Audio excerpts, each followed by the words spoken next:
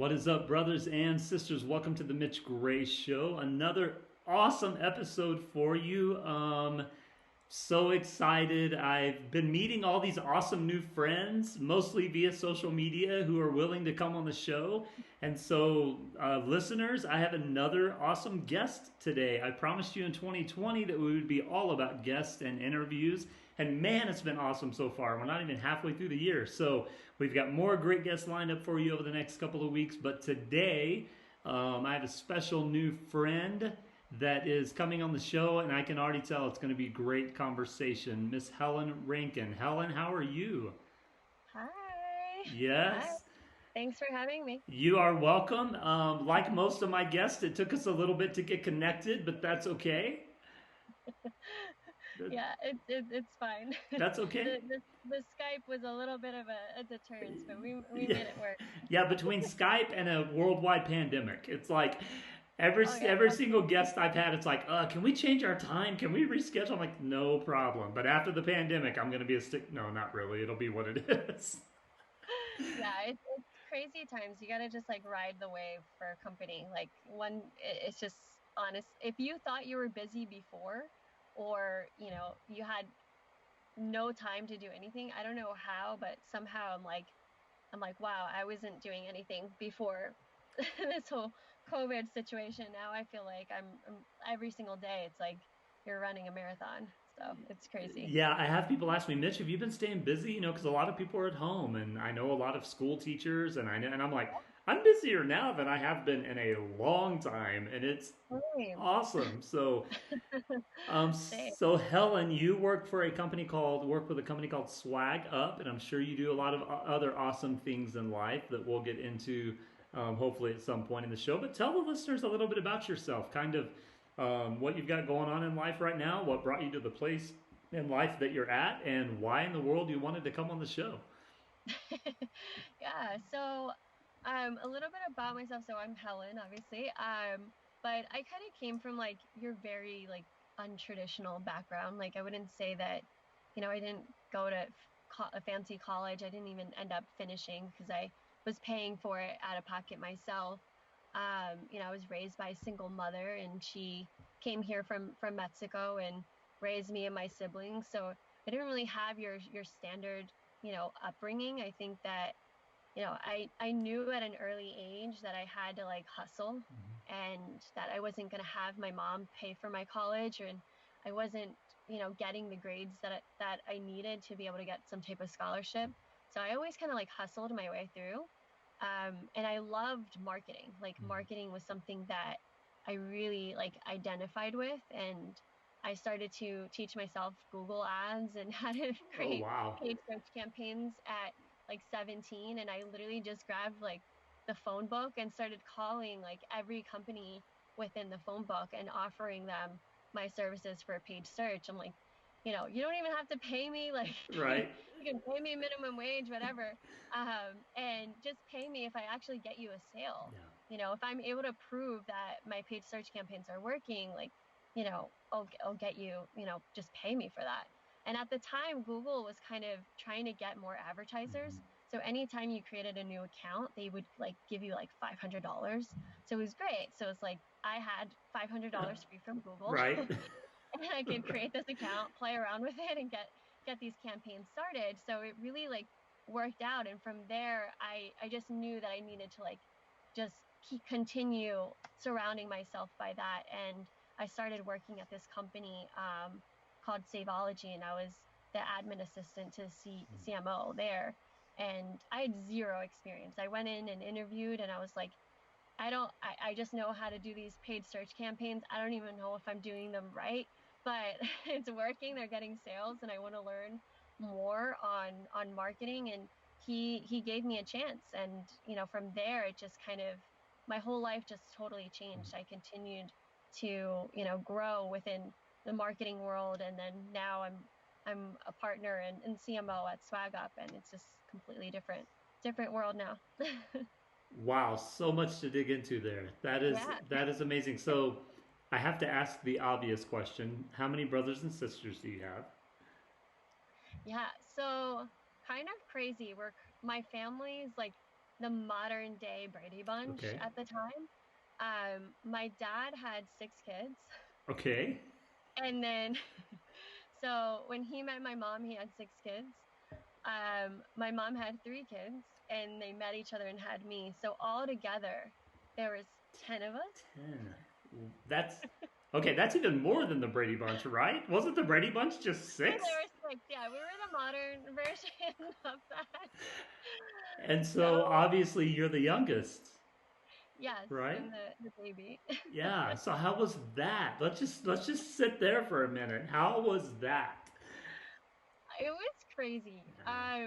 It was really wild because my siblings from my mother's side, they were born in Mexico. So they didn't speak English, and I was closer in age to them. So I ended up not really speaking that much English either in the beginning, and my mom was like just learning. So it was really crazy times to be in a home that with like American like kids that and my father's from the Midwest, so they were all from the Midwest. We grew up in Philadelphia, but they like had just moved from the Midwest. So you have like From Mexico, Midwesterners, Midwest in. yeah. Like, and then my mom and my siblings are like from Mexico. So it was just such a crazy dynamic. Right. And like everyone that grew up with us or that, knows us, anytime they see Modern Family, they're like, that was like your mom and dad, Sofia Vergara and like Al Bundy. Like that was your parents. I'm like, this is so embarrassing, but it's so true. Right. Like our growing up was just a complete chaos. I Right. think every police officer knew our name. They knew our cars, they knew our names. Yeah. Like I was screwed. Once I went to school, it was like, "What's your last name, Rankin?" Okay, you're sitting up front. It's like, damn it! Like it sucks so bad being the youngest child and like out of so many kids. Right. But there had to have been something there because you didn't learn to hustle and to move forward and to have that strength. That doesn't come from just anywhere. So Right. what was it about your even though your family culture was crazy and integrated and odd, what was it that gave you that value system to say, I mean come on, it's 17 years old to take the initiative to go, I'm going to learn something about Google Ads and then to open the phone book. By the way, for any of our listeners that don't know what a phone book is, it was a book that you got given once a year that had everyone's phone numbers listed in it. Because we have some listeners that are like, "What is a phone book?" Right? They were like, "What the heck Yeah. is this?" But that's how businesses used to advertise. Yes. They Yes. didn't they weren't advertising on Google and Mm-mm. Google and Ask Jeeves or whatever was out at the time. Like they were just starting to collect all that kind of data. Yeah, phone So books and local newspapers were yeah, advertising. So it's seven. I mean, there had to have been something that was instilled in you, or that was patterned to you, that made you go at 17 years old. I'm going to take some initiative. What was that? I mean, I think like just from a very young age, I've experienced very defined moments of no. Mm, And I think like people can take that either way. They could either take that and define themselves by that, or they can take that and be like, screw you, I'm going to prove you wrong yeah. and I'm going to do what I want. And, I definitely had my moment of like, I don't think anything's going to come of my life. Like, I want to try, but I don't know like what to do. And, I went to a very like strict Catholic school and they Mm, were very much about like, Helen, you don't have to be that smart. Like, you're going to marry a man, like, don't worry right. kind of mentality. But, my parents divorced at a really young age, and I saw like my mom struggle a lot with not, you know, fully educating herself with certain things and being in a country that, wasn't hers. Like she wasn't born and raised in the US. So I saw her struggle an amazing amount. But at the same time, I also saw her just like fight through it.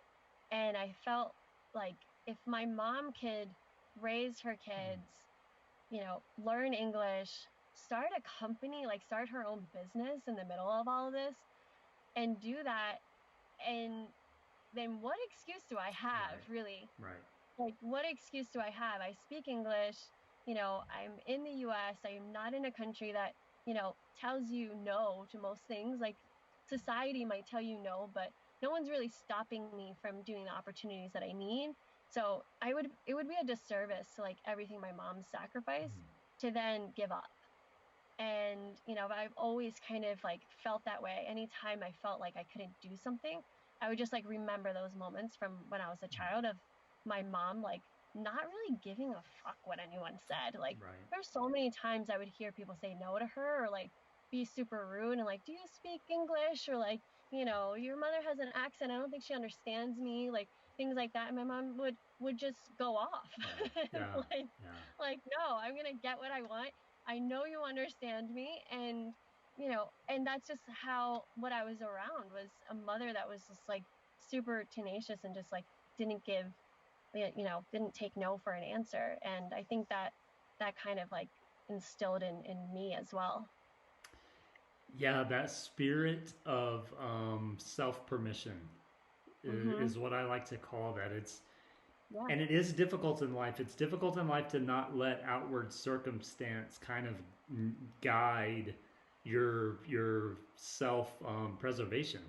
It's like, Yeah. well, I keep being told no, or I keep being told I can't do it, or I keep being told I'm a minority, or I'm a female, or whatever that is. That unfortunately our culture is often full of. It's Mm-hmm. similar to you going to Catholic school. I grew up in a very conservative Christian culture, and it was very full of no, you can't do that. No, you can't do that. No, you can't do Yeah. that. Whether it was sipping Like, sipping wine or doing something for a career, it was just always no, no, no, and even more so for females. Oh my gosh, I mean, yeah. I'm a white dude. I mean, you know what I mean? Like That's as good as it that's gets. as good as it gets, especially in America. And Yeah. I'm very sensitive to that. But for females, being in those cultures, we have a long way to go. But at the same time, it can create a spirit of tenaciousness that says, no, I'm going to do what I really feel like I need to do in life. And so, congratulations, first of all, Thank you. nice job, and thank goodness for strong women like your mom, right? Yeah. Yeah, who even though they may have their mistakes and their frailties, they still there's nothing like the spirit of a strong woman. There's nothing like it. So Yeah, there really isn't. She's amazing. I mean, she literally there was a moment when I was younger, we couldn't really afford to heat the house. And we were lucky the house even had like a chimney. So, all summer long we would cut wood and like and that was my summers, was right, chopping wood with my mom. And I remember one moment I was just like, Mom, like, why the heck am I doing this? Make my brother do this. Like, my brother can do this. This is like a guy's thing. And my mom like turned and like if you have a Latin mom, like once that eyebrow like starts like yes, going, you know, right, I'm like, oh shit, like I totally like I should have never even said anything. right. And she just turned to me, she's like, Helen, she's like, you think I'm incapable? And I'm like, no. She's like, you're gonna tell me that I can't do something because I'm a female, that I shouldn't do something because I'm a female. And at that moment I was just like, shit, she's right. Like Yep. you know, this isn't there's no such thing as this is a guy's thing or this is a girl's thing. And at that moment I felt like super empowered. I was like, wow, like you know what? Like, yeah, I could do what guys do and it doesn't matter. And it's like, this is what it is. And from that moment on, I just felt like that was like my first moment where I felt like that, like you said, like that permission Yes. that, I could literally do anything that anyone else can. First of all, I love when you were telling the story of your mom. You switched into Latina accent real quick. Oh, actually, my I mama, love it. I love it. my mama, she has like the biggest accent. I love my mom's accent. She's Yes, like, that was awesome. we always tease her. So let's go Yeah. back. Let's go back to the story you were telling us. So you taught yourself kind of how to use Google Ads per se. You're in the phone book, old school, cold calling people, and you basically got a job. So actually, I want to ask a different question before I go. Where did it take you? What did it do for you at whatever age you were at that point? What kind of affirmation did that give you? That I think your statement was, I really don't know if I'm doing it right, but I'm doing it. But what kind of affirmation did it give you that someone said, yeah, we're going to hire her? I was so ecstatic. I felt Yeah, like I won the lottery that day. yeah. Like I literally was like, it's like, yes, like this is, this is my path. And at that point, I still wasn't going to college. Like I wasn't going to community college or anything. And So that how old are you right now? Like at that moment? I was like 22, Okay. Yep. So 22. college Yeah. ages. Yeah. Yeah. Yeah, I was 22. So that allowed me to one have income that was substantial enough Hmm. to like actually afford at least like a class a semester. Mm. So that really just like I was so ecstatic that I was like actually getting a normal income and not, some waitressing job or something else that, wasn't going to really make a difference in my life other than like paying my cell phone. Hmm. So that moment was huge, and I actually applied for the job on like a Saturday night. So I was like on Craigslist, like looking up companies um, to hire me that were in marketing. Hmm. I couldn't even get like a recruiter or anything because they're like, you don't have any skills. Right. Like I couldn't get any. They're like, you didn't go to college. You don't have any skills. Like I'm like, well, I know how to use the computer. Like, but they wanted like real Hmm. defined, like historical, like you know, references and Right. stuff. And then I just didn't have that. So I was on Craigslist just looking stuff up, and I, emailed their CMO that posted it, and within seconds he replied back to me. Oh wow. So I was like, whoa, and like this guy's like replying back to me. I'm gonna reply back right now and like schedule my appointment. And little did I know that, I think he purposely would only post. This is how psycho he was.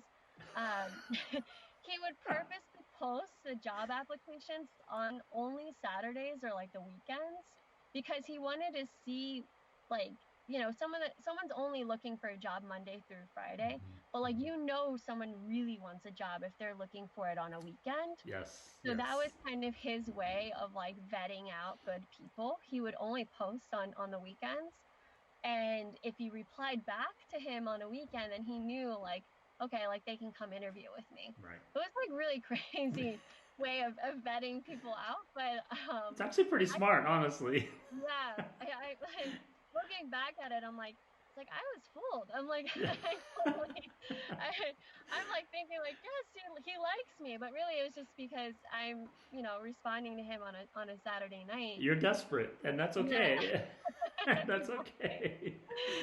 So when I went into the interview, I was super honest with him, and just letting him know like I want to learn, and I want to learn from someone that's experienced, and just put me wherever you feel like is fit for the company where I can like really just soak up all this information. And he was like, okay, you're hired. That's it. Yeah. So where did that take you?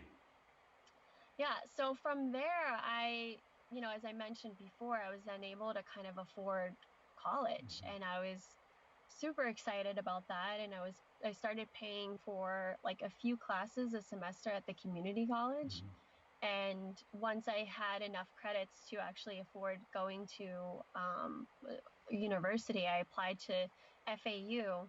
And so I was a junior at FAU, and my professor actually like kind of helped me like drop out. I couldn't really afford it. Okay. I was like all of my money that I was making from that job, I was dumping it into college. Hmm. And every day that I would come in, I was tired, I had bags, I was like working in the day and then taking night classes. And I was in a marketing class, and I would challenge everything he was saying, just like Right. all the time, because I'm learning digital marketing and he was teaching traditional advertising. Mm-hmm. So I'm like challenging him on everything. Yes. So finally he's like, why don't you teach a class? I'm like, okay, I'll teach a class. He's like, why don't you teach us like what you're learning at the company you're at? Hmm. So I started like talking to everyone in the class. And the first thing I said, I'm like, first thing, I was like, anyone in this room, if you're in marketing and you can't market yourself, get out. Mm. Because what's the point? If you can't brand who you are and you can't brand yourself enough to find yourself a job, then what are you going to do for any other company? Mm. So at that point, everyone's like, crap, I need to like help with my resume, and how do I do this? So I started to bring in people from the company that I was at to help speak and like motivate everyone in the college. And my teacher at that point was like, he pulled me aside. He's like, Helen, you can't really afford being in college. I'm like, I know. He's like, and you don't really need it. He's like, Mm. come back to it if you need to. He's like, but if you focus all of your time on what you're doing, he's like, your career is going to explode. He's like, but you're focusing time on studying and you're not really giving time to your job. He's like, you could probably get promoted and do the role. He's like, colleges aren't teaching what you're doing. Like what you're doing right now is the future. It's like by the time the colleges catch up to teaching digital marketing, Google algorithm's going to change. Right. Like Right.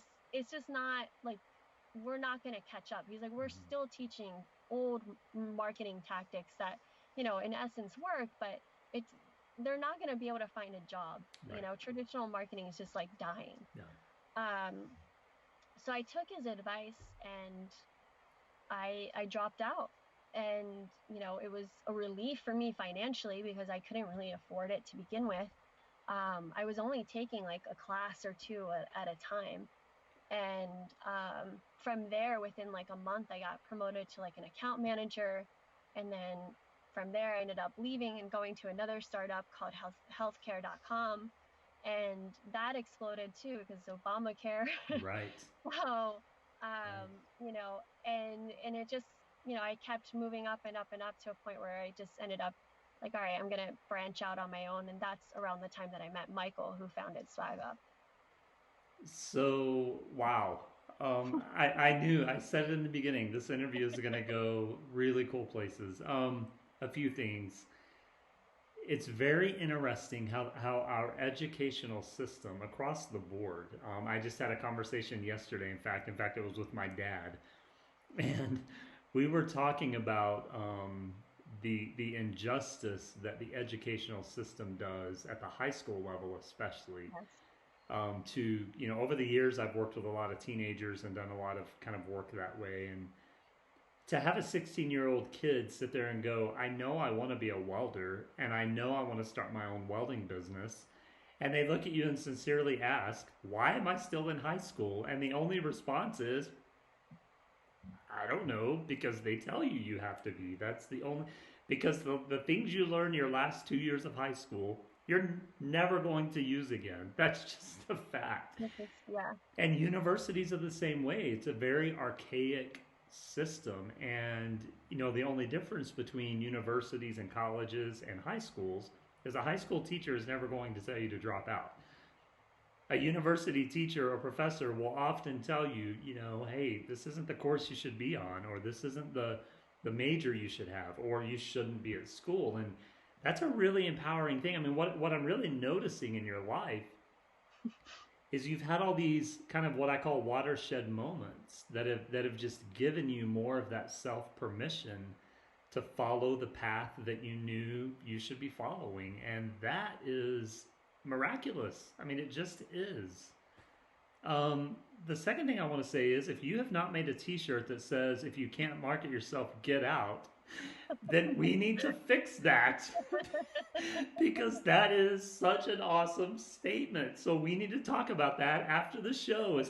I mean, you work for a company called SwagUp. Please make a T-shirt that says "If you can't market yourself, get out," because it's such a true statement, right? It But really is. But there were so many students in there that were in marketing and they're just like, you know, yes, because they thought it was like the right thing to do, or they, you know, they wanted to be in business but weren't good at math. So marketing's kind of like the next business step. But I'm like, no, like there's a lot more to marketing than just like putting your logo on something or, you know, putting up a web page. Like yeah. there's an art to it. You have to really methodically think about the user and like what their experience is and what your product does to them. But if you're not thinking like that, then like, what the hell are you doing? Like, but if you can't brand yourself as a human, like, what is it? right. And the crazy, and so this really relates back to what we started with, and that is being told no. I mean, Hmm. it's that's to be honest, and I talk to business owners all the time, and artists and creators, and the most difficult challenge every single one of us has is marketing ourselves. And I think it directly relates to psychologically and emotionally being told you don't talk about yourself. You don't brag Exactly. about yourself. It's arrogant. You don't. It's you can't. And I remember that. I mean I told a story in one of my feature videos on my IGTV page about years ago, how someone basically told me don't talk about yourself that much when I was like 20, 19, 20 years old. And Hmm. that literally has guided me 20 something years later to where I still hear their voice in my head going, no, no, no, don't talk about yourself. And so it really relates. And I think sometimes that's why I love asking the question to everyone, especially today. What was that in your childhood that really pushed you forward? Because I think sometimes we don't value our childhood teachings enough, whether they were negative or positive. Hmm.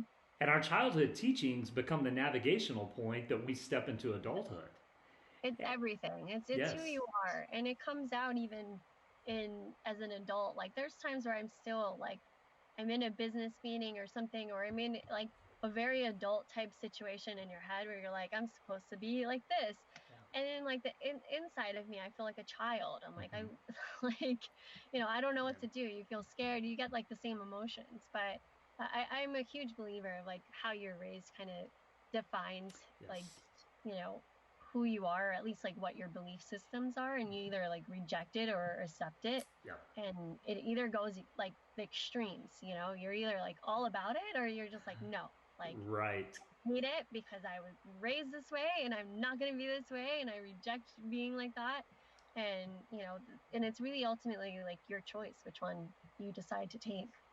Yeah, one of my favorite things to say is we don't get to choose how we're raised, but we do get to choose how we respond to how we're raised. And I think for a lot of us that takes a lifetime, right? it, And it does. especially once you start raising your own kids and you hear your mom or dad in you, and you're like, no, what's happening? I promised I wouldn't say that to my kids. And you hear yourself saying that to your kids, and you're like, no, no, no, that's not the way it's supposed to go. So tell us a little bit about. Actually, I want to do this before I go into you telling us a little bit more about Swag Up.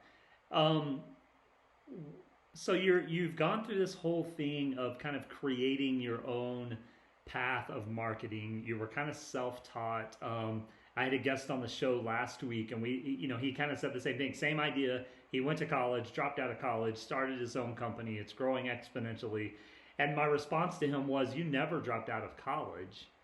You just dropped out of traditional school. You were always being schooled and always learning." Um, so for someone out there that's listening and going, okay, I hear what she's saying that if you can't market yourself, get out. Like I get it. So what's something you would tell someone? Because I know we have a lot of listeners that own their own businesses. A lot of them are small business owners, and they're kind of struggling with the idea of how do I market myself? What does that look like? You've experienced it personally. You've experienced it professionally. What's something you would say to that person?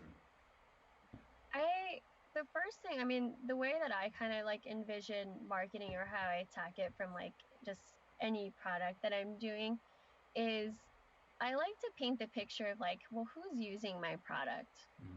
Like, and I really like dive deep into that personality. And it goes deeper to than just like, oh, this person, works in HR. Like, no, well, what does this person like to wear? What is it? Mm. What are the brands they like? Does this person, are they a Starbucks person, or are they, your, they don't anti Starbucks and they only drink local, or like what is the personality that they have?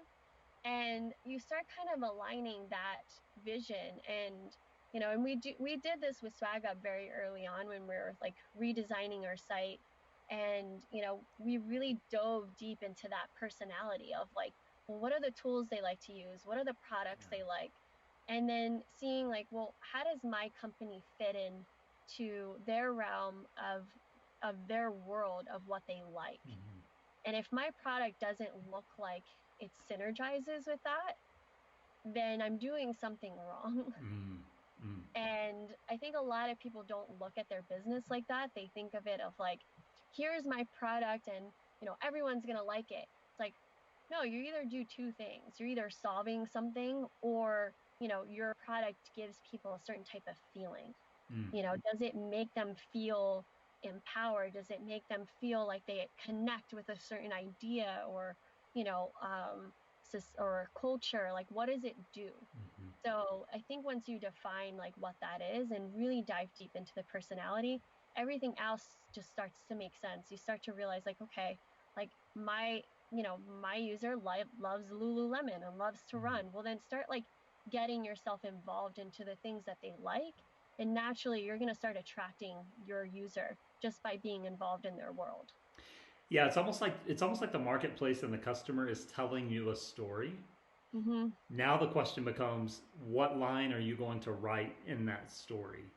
Yeah. Like, where's that connection taking place? And oftentimes you talk about identifying a problem and creating a solution to the problem. It's the whole idea of working backwards. And I think sometimes business owners try and work forwards with their own idealism, and it's like, okay, but what story are you even fitting into? It's like putting a bakery on the same street of 15 other bakeries. It's like, okay, okay, yeah, may or may not work. Let's see where that looks. And I see that especially with small business owners is, let's be honest, small businesses start 90% of the time because someone has a passion. They Yeah. they love baking, they love writing, they love singing songs, they love accounting, whatever that looks like. And that Mm-hmm. person's just following their passion, which they should. And so then it becomes, okay, how does that passion fit into the story of someone doing something already, living?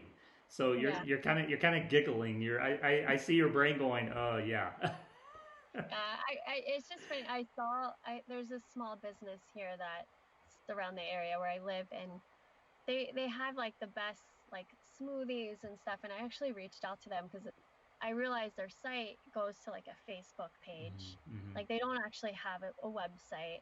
Their menu doesn't like describe what it is. There's no pricing. I'm like, and Right. I see so many like small, like old school businesses like operate like that. Like they'll have their business website is a Facebook page, and they don't realize like you need to have like your own website, and you need to give people information. You can't have them call. You can't have your like vent line disconnected because you're cooking. Like, Right. I think these are things that some small businesses kind of like end up missing the mark on. They're so focused on like selling or creating their product that they forget about the user experience and like how to actually like make it easy for people to find them besides Facebook. Right, right. And I think the challenge becomes, number one, budget. Most small business Mm, owners are like, well, how can I afford all of that? Not realizing that literally $100 a year you can build your own website. Not realizing that social media is free, and if you just do a few little changes here and there, you can reach a totally different customer that's going to show up every day for a yeah. smoothie. Not realizing that one of the things I used to love to do in my early 20s when I was first getting into business is, I just loved to walk around malls or towns and just take mental Mhm. notes of how people were respond. I was in high fashion retail at the time, and I didn't enjoy merchandising. Like, that wasn't my thing. My thing was developing people, but I had to learn to merchandise. And I would Mhm. literally walk into clothing stores and just sit there and watch people and see what they touched and like see what displays attracted the most traffic, and then I'm like, okay, I just have to do that because that's what's that's what's getting the traffic. And the thing is, that was free. It was free for me to go do that. And I think sometimes as a small business owner, you're the accountant and the marketer and the merchandiser, and Yeah. you're You're the, you're everything. you're everything. And so You're so everything. but what people forget is, if you don't have consumers, you don't have a business. Yeah. And marketing is what brings in consumers, and so that's the challenge. Yeah, and it is challenging. I mean, when Michael started the company, I mean, he dropped out of college and like was living at his mom's home. Um, and he started the website on Wix. I Mm-hmm. mean, we had everything on these like low touch, low code type of like, products or platforms. When I started, we had our entire ERP system on Trello. Mm, We had the mm, website running on Wix. We had a million Zapier connections connecting all of this stuff together. It was crazy. I mean, yeah.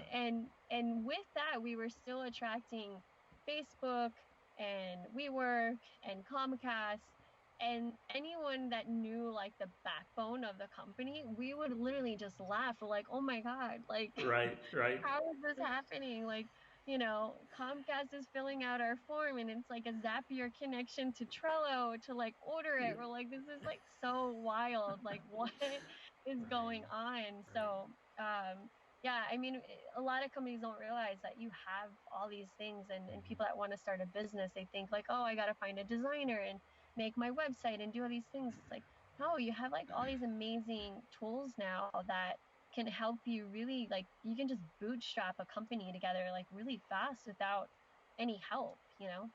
So Yeah, and for those of our listeners that have no idea what Helen just said in some of those words, basically what she's saying is uh, it was as much low cost to free, useful tools, and it was a catastrophe, but it still built a company. That's what she's saying. yeah, you can we bootstrapped our way to 8 figures, Yeah, so it yeah. definitely works. Yeah, and that's the thing is, really the story that that tells me is when you have a passion and you believe in something and you have some work ethic in you at all, hustle. Really, Mhm. what hustling means is I use anything at my disposal that I can possibly use to get this manifested into the world and to make it work. And I think people miss that. I think the word hustle has been used so much that it's become shallow, and people don't understand that I grew up on the farm in Oklahoma, and hustle meant my dad went and plowed the fields in the mornings before he went to teach school. And then after school, changed clothes and went back to plow the fields until dark.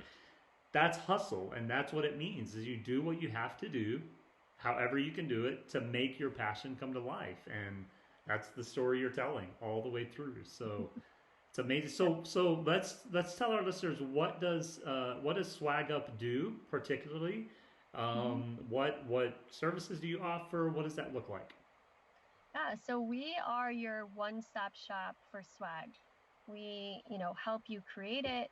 We can automate it into an actual experience, and then we can distribute the swag as needed. So we're not really your typical like swag company. We Right. actually have a platform for you to manage everything and manage your inventory and collaborate with people on your swag projects and really paint a story to it. Right. And I think a lot of, promo companies that are out there, they'll just give you the product, but they're not actually helping you, create the entire Mm, experience, whether if it's for employee onboarding or you want to send gifts out to some of your clients, or something that we've been doing a lot right now is helping the universities with their graduation for students because they're having to do virtual graduations. And they're like, we don't know how to distribute all of this stuff. How do we right. distribute their diplomas? How do we distribute some feel good items and some memorabilia that they can keep forever and, really make it a nice experience that they're Right. having to graduate virtually. So we're able to facilitate all of that, and we create, redeem landing pages for them to collect all the addresses because we know everyone's working from home and, Hmm. it's sensitive to collect that data and they don't want any part of that. Right. So we're really making it easy for companies to, connect with people by sending these personalized and branded gifts and being able to send it, throughout the world. It's a very proactive approach to swag. Like Yeah. that's amazing. Yeah, that's amazing. So as far as scale goes, do you have? Can you work with a company almost of any size, from small to large? Is there? What does that kind of look like for someone that's kind of, for someone that's sitting there and may have any size of business and they want to dig more into it? What does that look like for them? Yeah, so they could work with us from any size because it really the company size doesn't really matter Right. as much because it's really how many packages are you wanting to Hmm. send out to people. Yeah. We work with really small teams that have probably 6 people working in their company, but they have, 1,000 subscribers that they Mm. want to send gifts to, or it's the opposite. They're a huge company, but they only have 20 clients that they want to send gifts to. Yeah. So whatever the use case is, we work with businesses on their, products and budget and so forth. Yeah. That's awesome. That is awesome. So what's next? What's next for you personally? You seem like a person that really challenges yourself, pushes the envelope. What's next for you? And then secondly, what's next for Swag Up? Before the show, we were kind of talking about some things that you guys are challenging yourself to. So what does that look like? Yeah, I mean, for me personally, just try to get more sleep. I think this pandemic has been a little roller coaster ride, I think, for like any business owner. And you know, luckily, we're like experiencing a lot of growth through this time right now because people are really trying to connect with their loved ones or with their clients, and it's really hard to facilitate, sending swag out when you're at home, Right. especially if you're a business. It's really hard to, keep employees engaged and happy. So we've actually been really busy with helping clients out with that. But so sleep is on my agenda. Right. But other than that, I mean, SwagUp, we've been really focusing on building out more of our technology and focusing on creating more tools for our clients to use. And our company's, you know, platform is really built to collaborate across the entire, an entire company. So if someone from marketing, someone from HR or sales wanted to, work on a project, they can, and they can see what's already on inventory and so forth. So it actually helps like bring down some of the cost.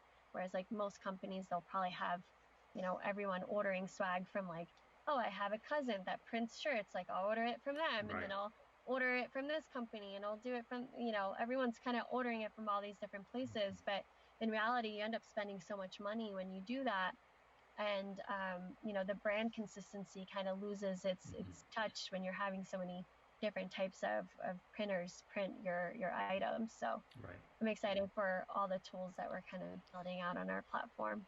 That's awesome. Another mistake I've seen businesses make is different department heads will be ordering from different, like you've got like 15 POs going out for 15 different companies because 15 different department heads have been like, oh, we need this. So so Yeah. if you find yourself in that position, anyone listening, just go to Swag Up, okay? Well, give us the website real quick while I just mentioned that. It's swagup.com. It's so easy, swagup.com, just like it sounds. So, all of you department heads out there or business owners, just pause the show now, unless you're driving, and just go ahead and go to swagup.com, open the browser, and then come back to the show, and then go order your stuff. That would be epic, and why we're here. So, let's go this direction. I kind of want to tie all this full circle because it's been a pretty I don't want people to lose the value of the story you've just told us with your mom coming over from Mexico and your family and your Brady Bunch experience and all of that stuff to where you are now, which I'm sure most people would say a success story in a way. But I really like to look at the miracle of what has been your guiding factor through all of this. Not just about giving up or whatever, but what has been your guiding kind of moral compass saying, here's the life I want and I'm going to get there in the way that's healthy and makes sense? What has really guided you? I mean, I think you kind of know what you want from the time you're a child. At least I did. Yes.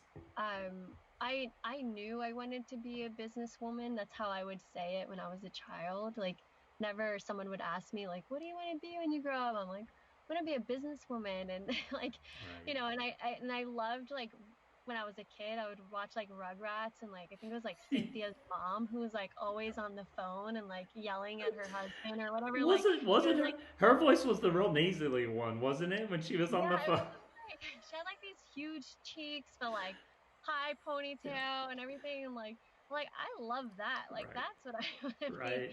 But I don't know. I just always like wanted to be in business in some capacity or like own my own business. And both my parents were entrepreneurs.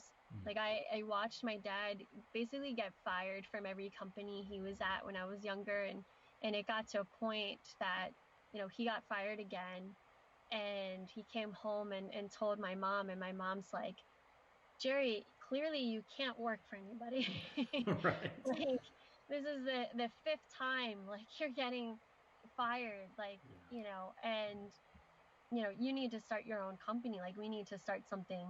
And they did. And I saw, like, my parents basically, like, hustle their entire, way to, like, building a business. And they would actually make, like, gift baskets, which is really strange that now I'm in SwagUp. But Right. my parents would actually make all these gift baskets to send out to clients. And I used to help my mom, like, put all this stuff in the baskets. And we used to drive it to all of the clients and drop it off to them. And that's how my dad was able to, kind of help grow his business. So I've seen my parents kind of start from nothing and really build something for themselves. And I think that's, when you're around that, you just, like, Yeah. I don't know, you kind of catch the bug from them. And seeing that they can build something from nothing, and they had all this freedom, like, that just seemed like the type of lifestyle that I wanted for myself growing up. Yeah, it's what I call in your DNA, right? Hmm. Like no matter what you do, you can't avoid it. And we all try it. We all No. try. We try and take different paths, and things happen, and it takes us back to the.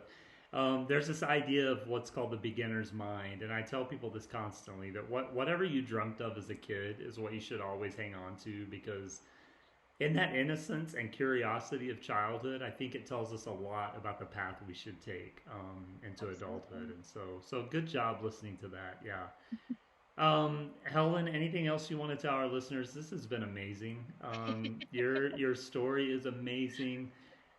Before the show, you mentioned to me that you were really trying hard to not just market Swag Up, but do what, Hmm. in your words, kind of create your own brand. And Yeah. what people miss is their story is their brand. It's just a Hmm. matter of telling it. And so I just want to say thank you for sharing your story. I had no idea that's where it would go. That's what I love about these interviews. And yeah, so what's one thing you'd want to leave with the people as you're gonna move on about your day and everything? What's one thing you want them to remember? Yeah, I mean, I think just not letting your past or your, like, surroundings kind of define what you want.